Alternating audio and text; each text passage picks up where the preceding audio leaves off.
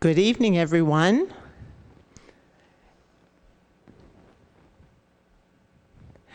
Hello, I'm Colleen Feige. I'm the president of the League of Women Voters of Edina, and I am very pleased to welcome you to our presentation on the 2020 census. It's upon us, and what you need to know about it. I am very pleased to thank both our presenter, Paul Huffman, and Scott Denfield from the City of Edina in helping us make this available to you on live stream. We have 3 people in the City Council chambers and we are practicing social distancing, as I'm sure all of you are, and I thank you for that. I also want to take a minute to thank the people that are so important in what we're living through today in these odd times, and that would be the healthcare providers. They put their lives at risk every day, and I think that's something we really want to appreciate and thanks for everyone. This program is sponsored by both the League of Women Voters Edina and Edina's Complete Count Committee. The Complete Count Committee is 8 volunteers from Edina that are working to make sure that we get people counted, because the census is upon us right now, and we want to make sure that everybody who resides in Edina or in Minnesota counts. So with that, let me introduce Paul Huffman. We are keeping social distance. He is the Census and Redistricting Coordinator for the League of Women Voters Minnesota. He has a degree in national security and business, and he is retired from the Navy. So I think that is probably about what I would like to introduce him, and I'm going to exit stage left, and he will come on the other way. Thank you very much, Paul.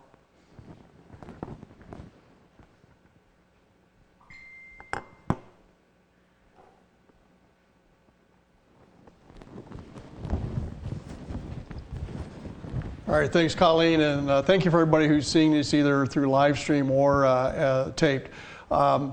I was talking to my daughter today about doing a census, and that I was doing this evening.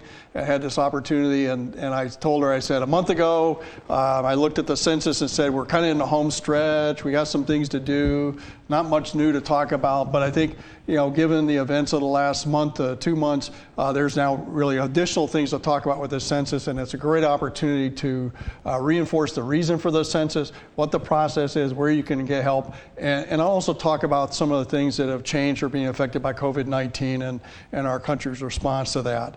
So I think this is a really good timing, and it's a great opportunity. I appreciate that opportunity. As Colleen said, I'm Paul Huffman. I'm the Census and Redistricting Coordinator for the League of Women Voters Minnesota. In that role, I work with state and national leaders on census resources and also redistricting, which is part of my portfolio, and then work with our local leagues, 35 local leagues, over 2,000 members in Minnesota, to help them with information, tools, and resources to be effective in their community outreach. The title slide has my email address, phuffman@lwvmn.org, or you can find me through our website if you have additional questions outside of this. But I really appreciate this opportunity to talk about the census and help anybody who may be listening. This is really an overview and update on the census. Probably a lot of you heard a lot. I will just say in preface that both the U.S. Census Bureau and the Minnesota State Demographer Center, led by Andrew Verdon and Susan Brower, have done a great job in preparing for the census. We all have probably heard about some of the challenges and resources of the Census Bureau, but you've also heard, I think, some of the advertising, promotional information from the Census Bureau and the census. I think they are doing a great job with the resources they have available to them to promote this. By the same token, Minnesota and the State Demographic Center has done a great job. The state allocated $1.6 million to the Demographic Center last year to aid in their preparation for the census. And I'll contrast some of the effort in Minnesota with other states. I think one data point, we've got over 300 complete count committees in the state of Minnesota. There are states out there with none. And so there's been a significant effort from the state level all the way down to local communities, churches, schools, to help get the word out and educate people about the census and the need for it. So I think this is a great time to be in Minnesota. I think we should take some pride in some of the things that our government has done for us. Well, we'll talk about just kind of the key points. We'll talk about why we have a census. What does the census affect? Why should you participate? Why is it important? What will the census ask you? I think there's some still questions, and some people aren't clear on that. Is it secure and safe to participate? Because you're being asked to share information about yourself. How do I get help if needed? And how is COVID-19 affecting the census? Big picture, what is the census? By the U.S. Constitution, every 10 years, the number of people living in the United States has to be counted.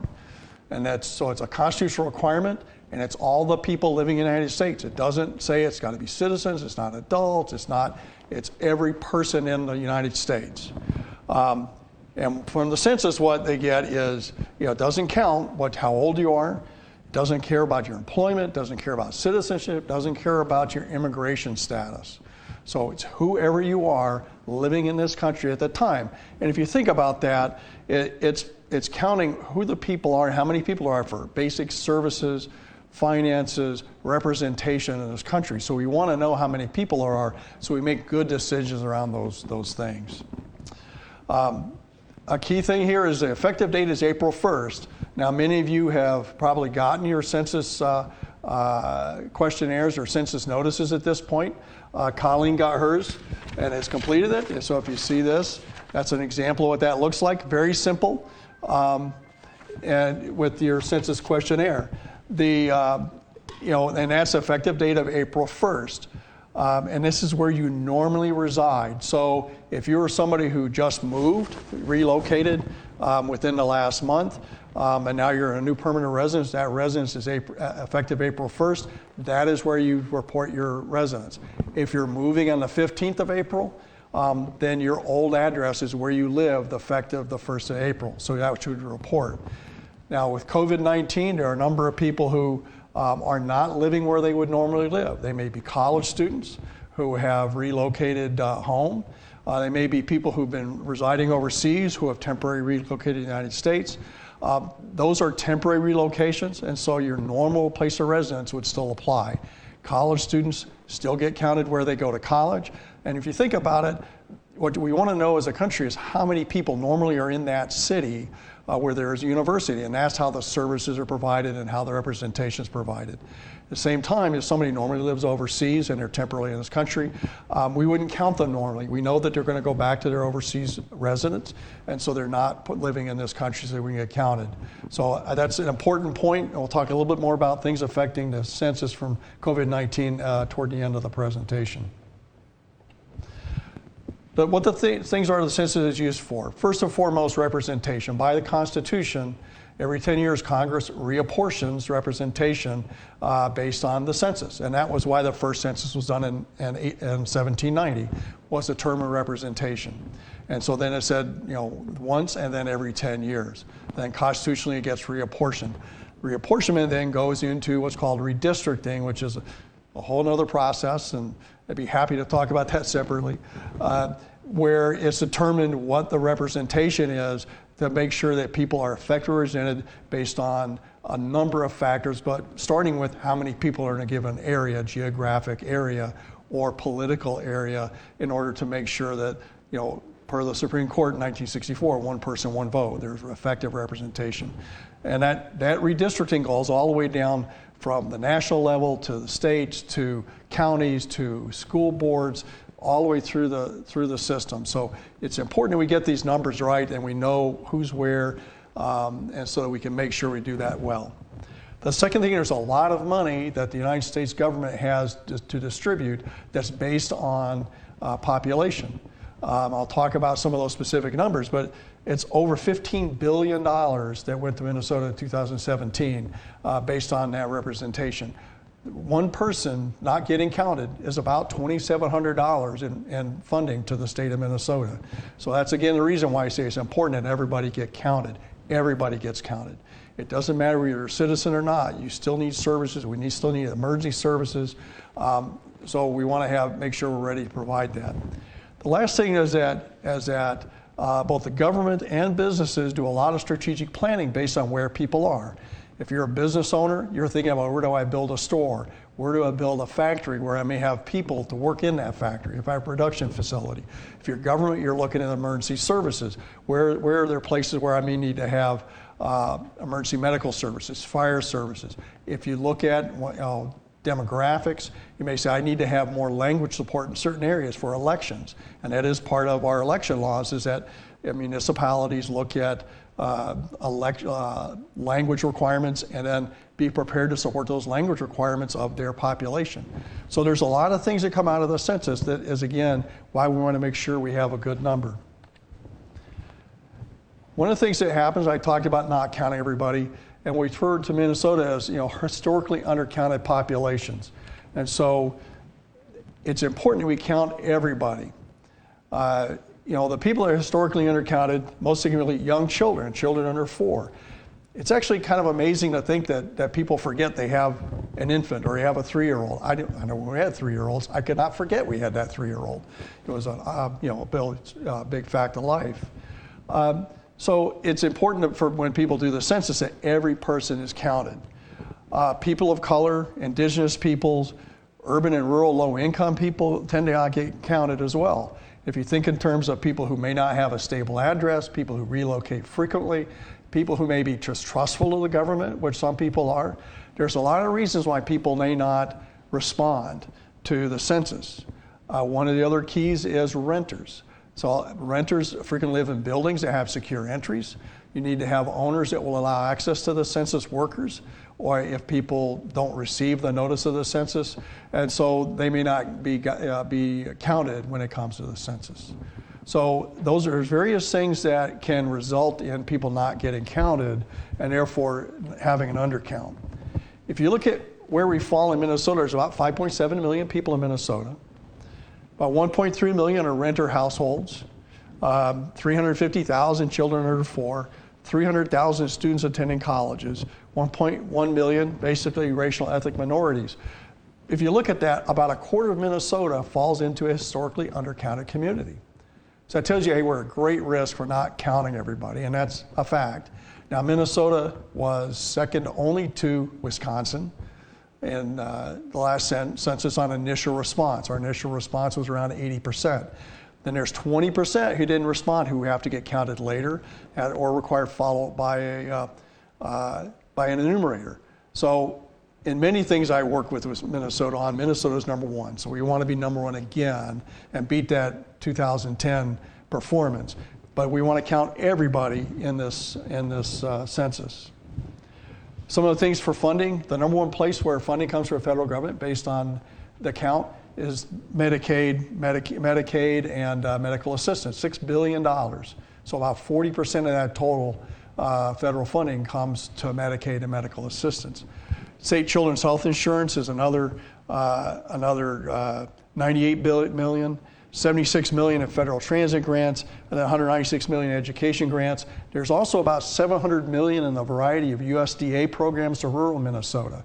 And we don't frequently think about or talk about the impacts of the census on rural Minnesota, but there's a lot of programs that help through rural electrification, which is still a program that provides valuable services, farm subsidies, there's some housing and rental subsidies that go to rural communities that are very important and are based on the census. So this is, again, very important to them.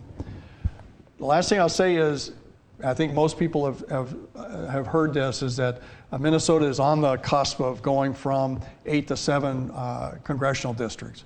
We were on this same cusp in 2010. It was about 25,000 people was the margin, and it's about the same number this year. Minnesota population continues to grow, but we grow slower than some other states. If you think at 0.5% of that total population is about 28,000 people. So missing 0.5% of the population of Minnesota could make the difference between having 8 representatives in Congress or 7, having 10 electoral votes in the next presidential election, or having 9 electoral votes. And whatever those impacts are will last for 10 years. at least 10 years until the next census in 2030. So we want to make sure we get that word out, we help everybody understand, and then we all come and respond to the census. So then the question is, okay, what do I need to do? What do you need to do as a citizen hearing about the census? Well, we're already in this timeline. So here in the March 12th to March 20th window, and I didn't get my census yet. I didn't check the mail yet today before I came here. I talked to my daughter today, and she got her census notice, and she filled out. She said it took her 1 minute. So I mean, this is not hard. So 1 minute. You can fill out any time at this point. There will be a reminder letter later in March, and then April 1st. I talked about it as the effective date for the census that this comes in.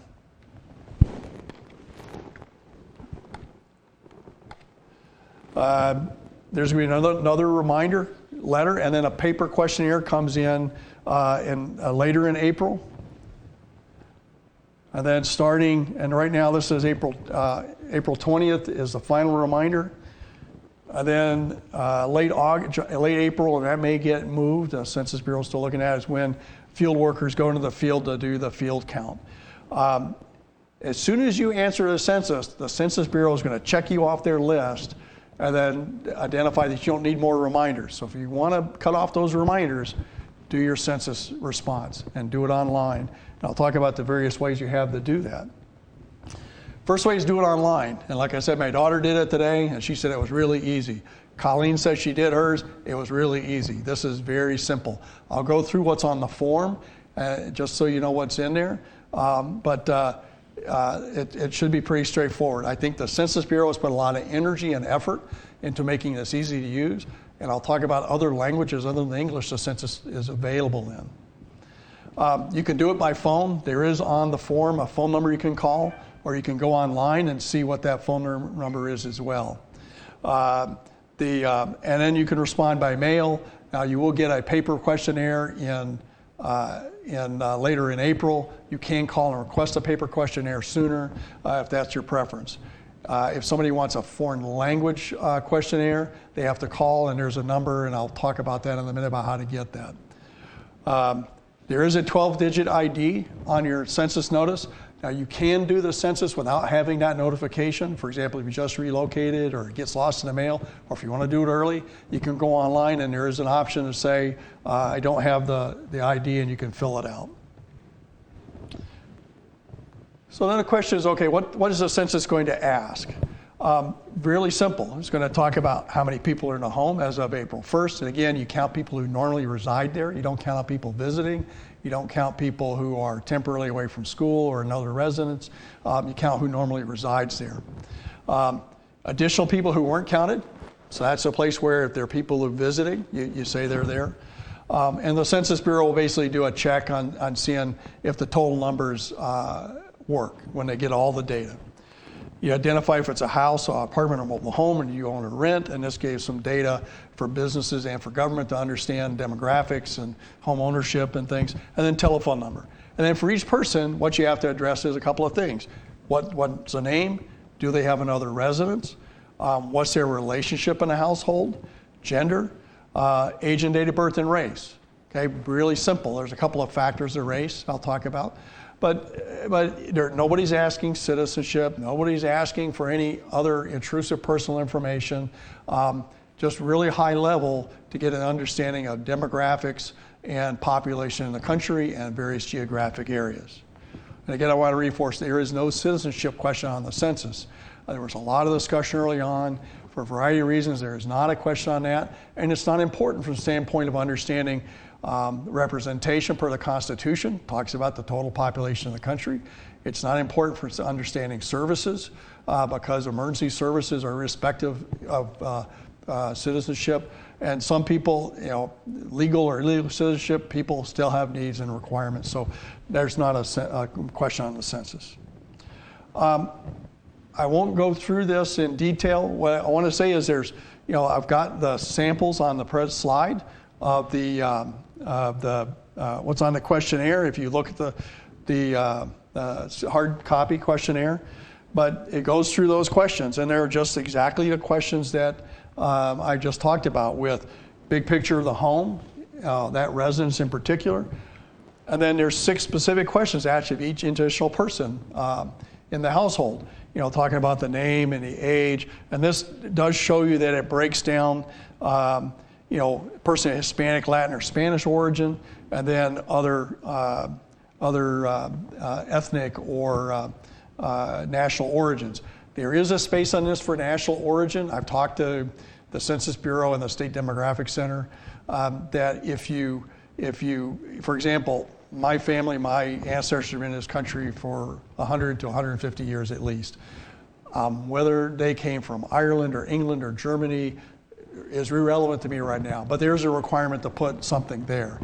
And so it's up to you to put something. If you don't feel comfortable putting something specific, put something that does feel comfortable to you. And I've been told by the Census Bureau that that's okay. They're just trying to get a sense of that demographic. And this just goes in a little more detail, shows you what those things are with the name, where they live, the relationships, gender, age and date of birth, and then ethnicity. And I did ask if for example, we have a lot of people who can't say I'm this one or that ethnicity. If you choose more than one, that's okay. And that's I think also useful information to understand our country and understand the demographics of our country. I want to touch specifically on college students. If there's a college student, we've got a specific document on our League of Women Voters page that talks about residency for college students. And there's this time where a lot, I think all colleges at this point have got extended time off for their students, doing classes online and so on. What do I do for college students? In normal times, how this works is if a student is living at home and going to college, for example, if you have a student who's here in Edina who's attending classes at the University of Minnesota and living at home, their residence is in Edina at the home where they're living, maybe with their parents, and that doesn't change.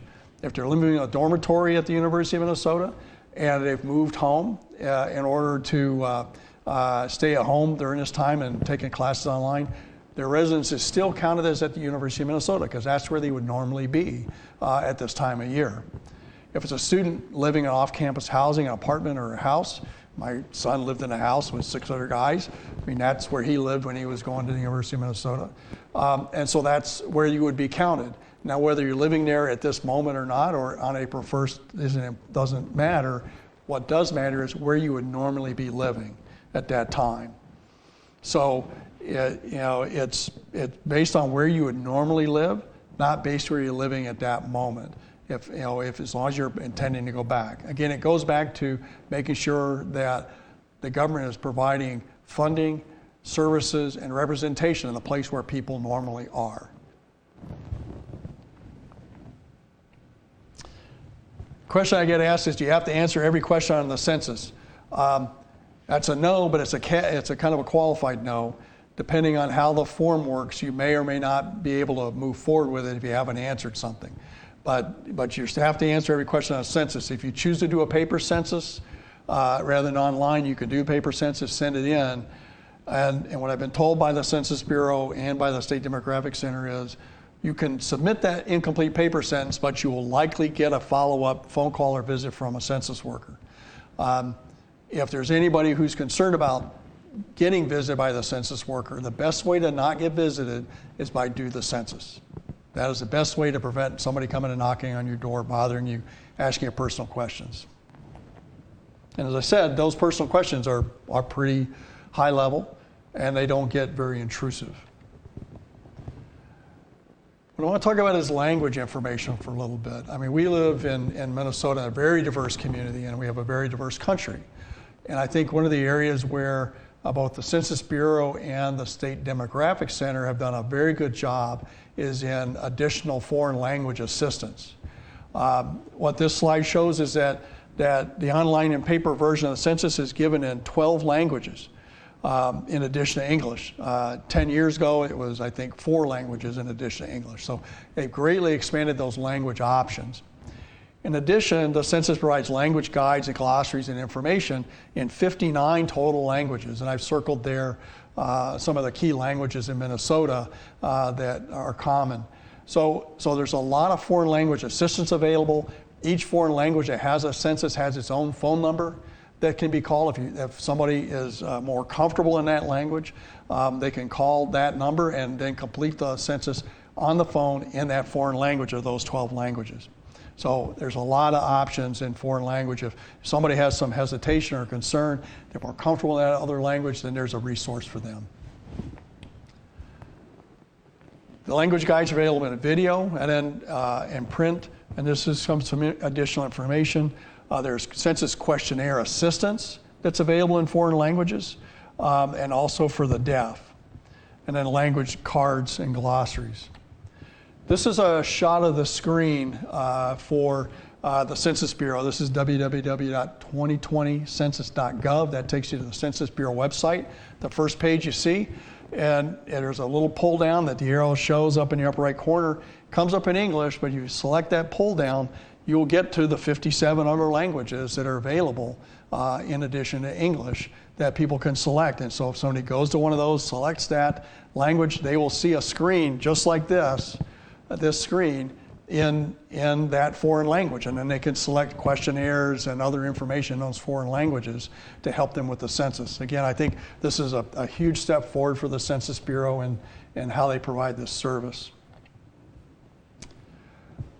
Now, a question somebody asked, what if a census worker comes to my home and if somebody hasn't responded to the census for a reason, they didn't get a questionnaire, they forgot, they've been traveling, a lot of reasons why somebody may not have responded. Census workers start visiting homes they haven't responded beginning in May.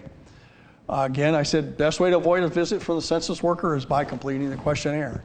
If you're not comfortable online, do it over the phone. If you're not comfortable over the phone, then do it the paper questionnaire. But there's, again, a lot of options on how to do this.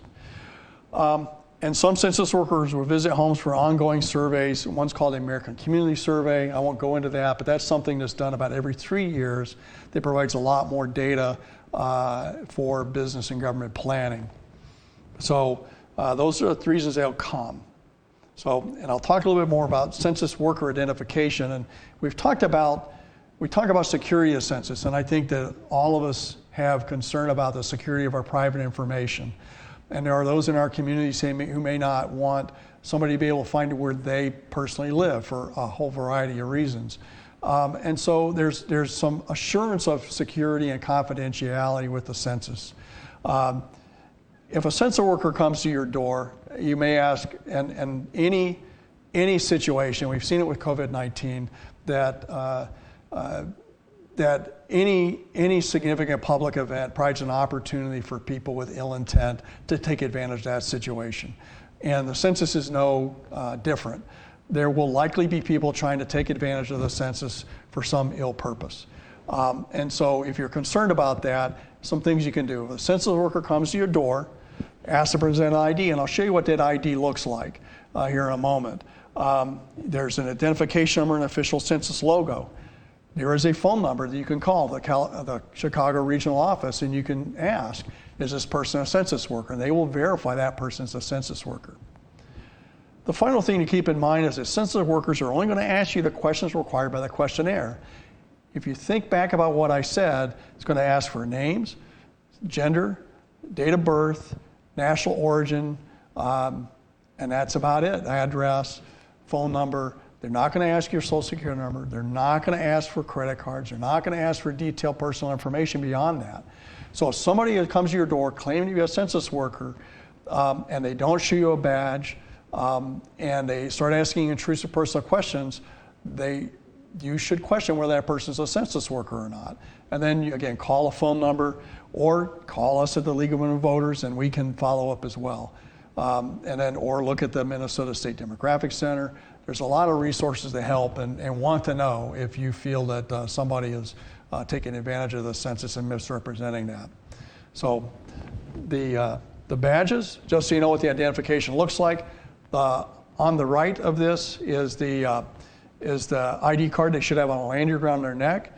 She should have a picture, should have the information, and they should also have an ID card similar to the left that will say U.S. Department of Commerce on it, have their picture, and then on the back it has the Department of Commerce logo on it.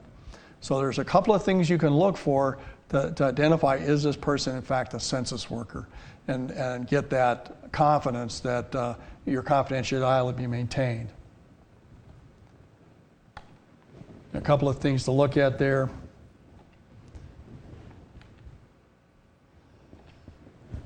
The name on the badge. There are some laws about maintaining confidentiality of census data. First of all, it's against the law to disclose or publish any private census information that identifies an individual business. So that means identifying social security numbers, identifying publicly the name and address of any individual or business. It's against the law. They're sworn to protect that information, and it's never published. It is never published. The possible exception is 72 years, I'll talk about this, 72 years after the date of the census, this becomes known. The census records become public. The idea is, since 72 being roughly the average life expectancy, people outlive that. I know from our family's experience, people do genealogy. Those old census records are really valuable to know who lived where when, and that's valuable. But again, 72 years is a lifetime on that. There are legal restrictions. There's up to 5 years in prison if somebody compromises the census information. With regards to data security, the Census Bureau only publishes statistics. And as part of this role I've taken with the League of Women Voters and working on the census, I've been getting a lot of information from the Census Bureau. I get their daily updates.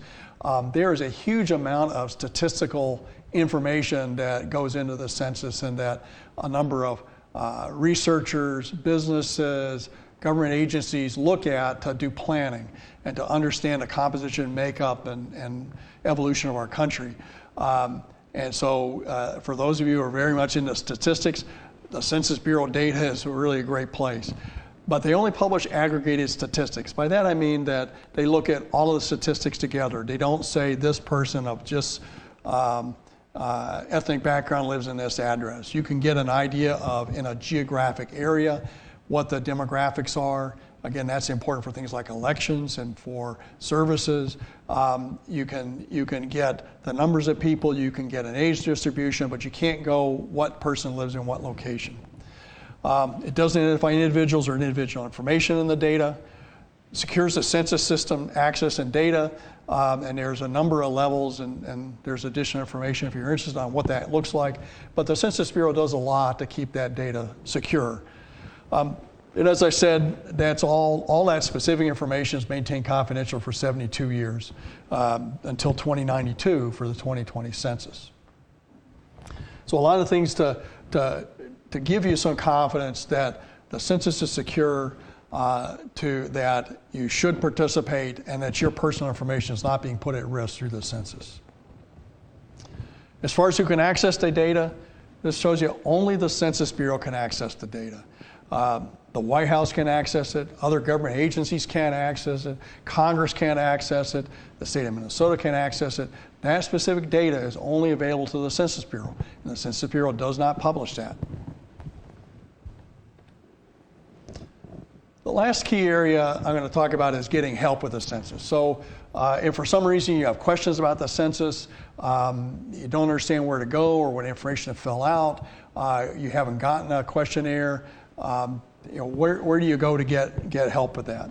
So there's a lot of resources available. For the Census Bureau, I've talked about going to their website, 2020census.gov. And then that gets you to questionnaire information and additional information in the 59 languages. So that's one key source to go to. A lot of excellent information there.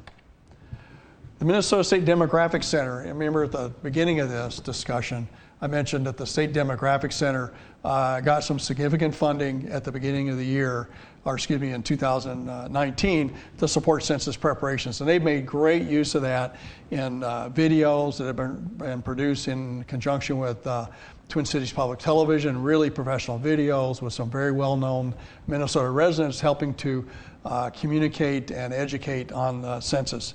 Those videos are also available in Spanish, Somali, and Hmong, which are 3 of our key secondary languages here in Minnesota to help people with that. There's some of those videos you can look at there, confidentiality of the census, census day, what happens, what could happen in Minnesota if we don't get a complete count, if we don't count everybody, I've talked about, and then a student video for university and colleges. There's also, I'll mention 2 other things. We talked about the complete count committees, and Colleen mentioned at the beginning that this is being sponsored in part by the Edina Complete Count Committee. And I will just give a plug to the Complete Count Committee and the League of Women Voters here, worked with the city of Edina to get a city ordinance to require access to multifamily facilities for census workers. That's really key, that's excellent. There is a federal requirement as part of the census regulations to allow access, but there's no enforcement function in the Census Bureau, so they can't make people do that. The cities and counties can do that, and so it's great, wonderful that Edina has done that, because that's how you get the complete count. There's also something called questionnaire assistance centers. Now, most of these are libraries, and due to the COVID-19, most of those are closed right now, but as those facilities get opened back up, you'll have access to those. And there was over 100 questionnaire assistance centers throughout the state at public libraries. There is a list of those. That once there's opening of those facilities, it may be available. Some of those may be available through other organizations, so I do suggest taking a look, and I'll follow up separately and send an email to the local league and put it on our website, but they may be available even though libraries are closed. The state is initiated, it's one of the only states to do this statewide, is what's called a census help desk. This is something available primarily through your cell phone, and this would be a great thing to make a note of. It's MN 2020 or 662020 on your cell phone.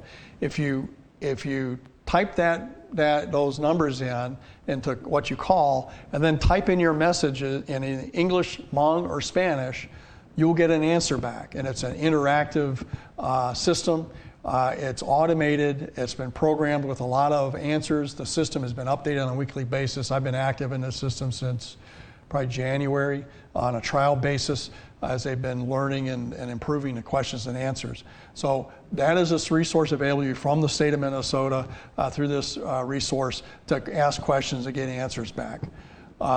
It also has a feature for people who are interested in Somali. We can call in. It's basically like one of these automated online phone services where they got a list of 17 questions that somebody who's primarily comfortable in Somali can get answers to. The questions and answers are anonymous. There is an option for a callback that you can get on your phone if your question's not getting answered. So there's a way to get that, and there's people who can call back if you're not getting your question answered. So that's a great resource.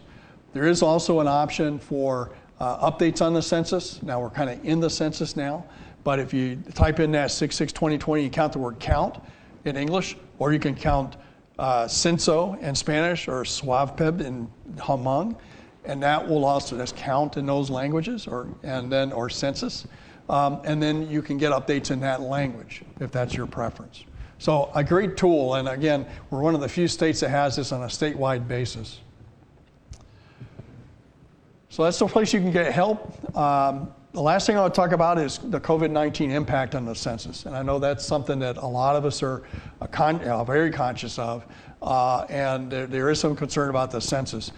From a big picture standpoint, the Census Bureau is assuring that the census can be done by the end of the year. Just a side note, the census is linked with redistricting, which happens next year, and reapportionment, what states get how many representatives in Congress. By law, the director of the Census Bureau has to give to the president by the end of this year the census count and the apportionment of congressional seats based on the census. That goes by law to the president.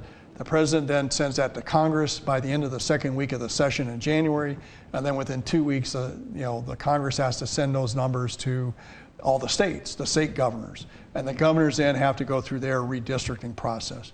There's no change allowed by the president or by Congress, but it is just that reporting structure that The director of the census is part of the Department of Commerce, which reports to the president and the executive branch, and then they go through Congress to the states, and that's how we get the numbers that will be addressed during our state legislature in the 2021 legislative session to redistrict the Minnesota legislature and congressional seats. So that's the timeline. So we're all very conscious of this, but the Census Bureau says that that timeline, the last bullet there, will be met. There may be changes in some of the milestones between here and there, but that will be met. The first thing I talked about, colleges and universities, there were various options that colleges and universities had for reporting the census for students living in dormitories and college housing. The Census Bureau is revisiting that because in some cases they were going to have students do individual questionnaires. In some cases they were asking for personal visits. The Census Bureau is trying to get everybody to do a consolidated electronic reporting. But that's not actually required by you or your students. If you have students who are university students and they may be at home, the universities have that at this point. If there's a change to that, there will be announcements made by the universities. They will continue to work with group quarter administrators. We talked about dormitories, includes nursing homes, prisons, other places where people live in large groups to make sure they get a good count based on some of those changes. Social service providers ensure residents are counted because some of those facilities may be closing or may have different controls in this time. The Mobile Questionnaire Assistance Program is something provided by the Census Bureau. That's being delayed until mid-April because the Census Bureau understands that people may be taking longer to reply. They may have questions they can't answer. I talked about the questionnaire assistance centers aren't open right now for the most part because of the COVID-19 response. And so the Census Bureau at the same time is delaying having people go out. Right now, the census workers themselves are working remotely. They're working from home like many of us are. So they're not out visiting people or looking at things and doing things. So that's a bit of a delay. And with that is the Census Bureau is having trouble hiring people because people are staying in their homes, not applying. They still are looking for census workers in much of the country. I know in Minnesota, especially in the metro, we were doing pretty good as of a month ago. But they still are looking for census workers. That work starts up again late April, goes through the summer. And so people who may be impacted by COVID-19 may have some uncertainty about what's happening after when things get better, after we're past the worst part of this. That may be an opportunity for them. So if you know people, there are some resources on our website at lwvmn.org under census that has some information about job application process for the Census Bureau. And the last thing I mentioned is, there are other changes to the process timelines. There's already some things that the Census Bureau has changed. There are other things that may change with the Census Bureau to ensure that we are successful in the census because they want to make sure everybody gets counted just as we do. And they'll work through that in order to ensure that they're successful. I've said a couple of times for us at the League of Women Voters Minnesota, we've got a very comprehensive issue summary with a number of references. We also have an action kit that if you're involved locally in the census or if you're looking for more information, it has a number of resources with that to look for. So there's a lot of effort's been gone into putting that together. And the State Demographic Center even has a link to our action kit from their website because of the amount of information we pulled together in one place with frequently asked questions and other resources and background and tools. So again, if you have questions or concerns, look at that. And so the last thing I'll say is if you have questions, normally this is where I'd look to the audience and say, give me your questions. But unfortunately, you aren't here. So if you do have questions, a lot of resources available through the Census Bureau, the State Demographic Center, or you can email me at phuffman@lwvmn.org, and I will field your questions, or I'll help direct you to whatever the organization is that can help you. So because again, I and everybody here wants us to make sure we have a complete count of all the people in Minnesota so that we get the resource, support, and representation that we need. Thank you. And thanks, Colleen, for this opportunity. Thank you, Paul. And Paul, you can stand over there, so you can still be in the screen. I think I said I'm a member of the Complete Count Committee for Edina, and we have worked really hard. Our goal is to get 100% of the people residing in Edina counted. I know that's not a goal that would probably be able to be reached, but that's a goal that we set. We have worked very hard to identify the people, not identify, but work with people that have lots of rental units and so forth. Edina Public Schools has been very helpful. Just today they put something in about the census. And so I think we've tried hard, and Paul, thank you so much for your discussion. I want to mention that I just got this in the mail today, and I completed the census a couple days ago online. I would encourage everybody that's watching this to talk with their friends, neighbors. Don't go to their house, but give them a call, whether they're in California or in Minnesota or in Edina. We want to get everybody that resides in the U.S. counted. So please encourage people to do that. Now is the time, and they can do it online very easily. It was surprisingly smooth, I thought. So thank you all for listening to us, and if you have any questions, you can also go to, as Paul said, lwvmn.org, and lwvedina.org will have a tape of this hopefully tomorrow. So it will be on there tomorrow. And we appreciate your attendance and hope you have a very good day. Stay safe, wash your hands, and keep that social distance. Thank you so much.